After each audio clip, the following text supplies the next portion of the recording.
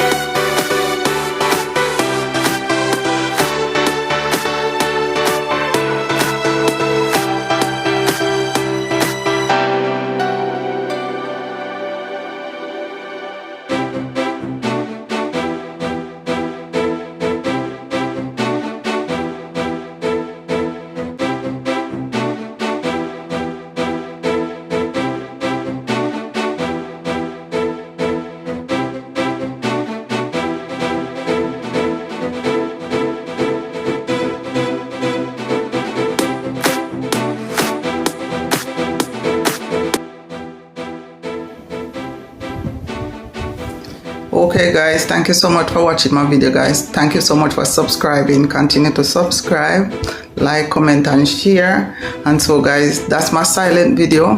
Guys, I'm sorry, but sometimes it's hard. It's not hard, but you know, when I'm focusing, it's, you know, take a lot to talk through the whole video and all of this, and because I want to speed up some part of the video, I rather not talk through the whole video. So guys, if you watch the video to the end, please comment, subscribe and share. Thank you so much and have a blessed one. And remember, Jesus loves you and I do too. Take care of yourself. Until next time.